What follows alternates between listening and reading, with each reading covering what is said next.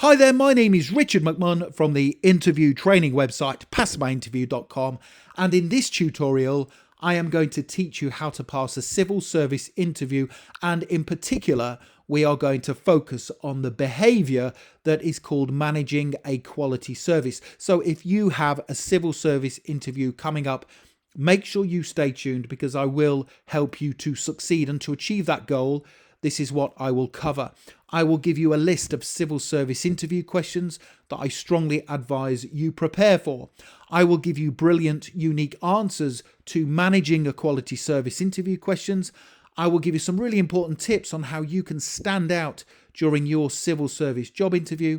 And I will also tell you how you can access further resources, including these slides and the answers, to help you succeed. Now, just to quickly recap, there are 9 civil service behaviours that form the basis of all job roles within this brilliant public sector organisation.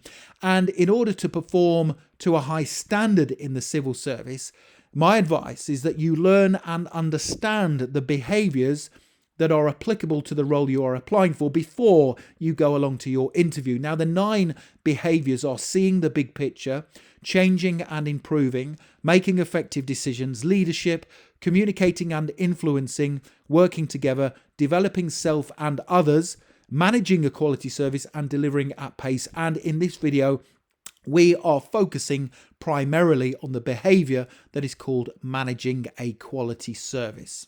Let's now take a look at some example managing a quality service interview questions and sample answers. Here we go. Here's the first question. Can you explain how you would deliver excellent customer service?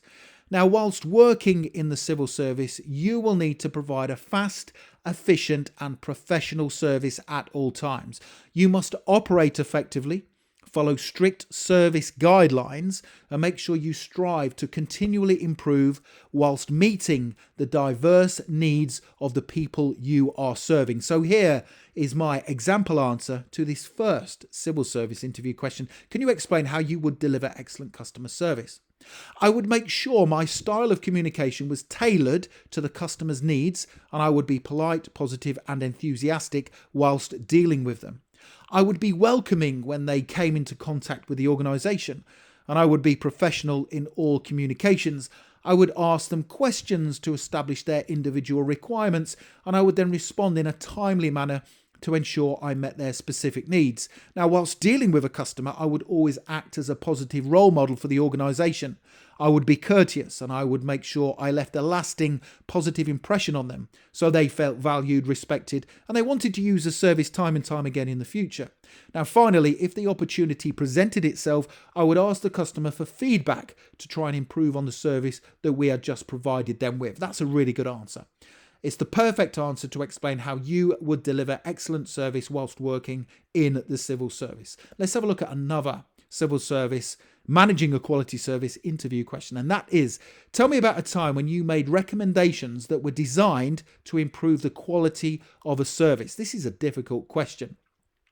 Now, in your answer to this tough civil service interview question, show you have the observational skills needed to know when a service isn't quite at the level it should be.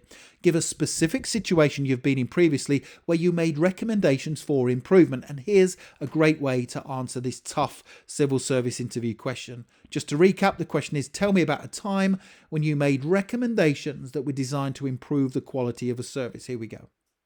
I was working in a previous role and I noticed the same complaint was being made by several customers. Now, instead of ignoring the issue or leaving it for someone else to deal with, I decided to investigate further. With permission of my manager, I called back the customers who were making the complaints to seek clarification and further information. They all informed me that the issue was centered around a product we had been selling via our website. The product had unclear and confusing assembly instructions included within the packaging, and these needed to be changed as soon as possible. After I had taken down details of everything the customers had told me, I presented my findings to my manager, and we both then investigated the problem And after a few minor tweaks, we managed to create amended and clear instructions to accompany the product moving forward. And from that day on, we did not receive any further complaints. That is a really good answer. It shows you have the observational skills to identify when something isn't quite right, and you are taking positive steps to improve the quality of a service. Now, don't go anywhere, because I still have more questions and answers to give you. But when you're ready, if you click that link in the top right hand corner of the video, it will take you through to my website, passmyinterview.com, and you can download my full set of 36 civil service behaviour interview questions and answers, including the ones we are working through together today. Here's the next question. Tell me about a time when you had to manage a quality service. Now, in your answer, show you fully understand how to manage and deliver a great service. Being able to provide an excellent level of service is paramount to a successful career in the civil service. Here's an example answer to help you. Tell me about a time when you had to manage a quality service. Here we go. In a previous role, it was my responsibility to work with other people in my team to provide excellent service.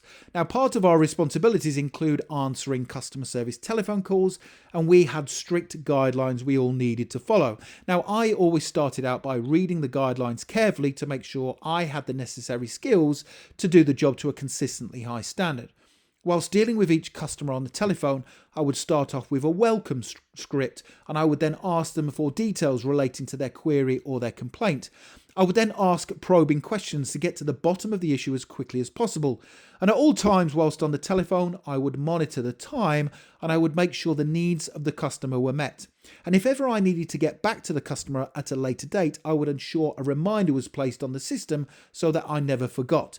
And in my opinion, too many businesses fail to deliver on their promises when getting back to customers, and I was keen for this not to happen. Now, at the end of each call with the customer, I would ask them for feedback on the service they had received. This then allowed me to pass on any areas of suggested improvement to my manager, which she then assessed before implementing. That's a really good answer. It shows that you fully understand how to deliver and manage a great quality service. The next question. How would you deal with a customer complaint? Now, in your answer, give clear details of the steps you would take when resolving any type of complaint. Remember to be professional, considerate, and courteous, and make sure you represent your employer's organisation in a positive manner. Here's a great way to answer this tough civil service interview question. How would you deal with a customer complaint? I would deal with a customer complaint by first and foremost being totally professional at all times. I would remember that I am representing my employer's brand and their reputation, so I would always be polite, respectful, and courteous. I would start off by asking numerous questions to get to the bottom of their complaint, and I would use effective listening skills to make the customer feel valued. I would then apologise for the complaint if necessary, and I would put forward a resolution and ask the customer to confirm they were happy with it. I would then take immediate steps to resolve the issue, and I would follow up with the customer to make sure they were still satisfied. Finally, I would assess how the complaint had come about in the first place, with a view to trying to prevent the same situation from happening again in the future. That's the perfect way to answer that question. How would you deal with a customer complaint? I hope you've enjoyed that. The next thing to do is make sure you click that link in the top right hand corner of the video and go through to my website, passmyinterview.com, where you can download my full set of 36 civil service behaviour competency interview questions and answers, including the ones we have covered today during this tutorial. Please don't forget to subscribe to the channel. Lots of you are passing your job interviews as a result of the content, and I don't want you to miss out.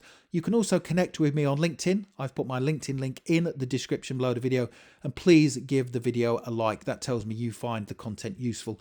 Thank you for watching, and I wish you all the best for passing your civil service interview. Have a brilliant day.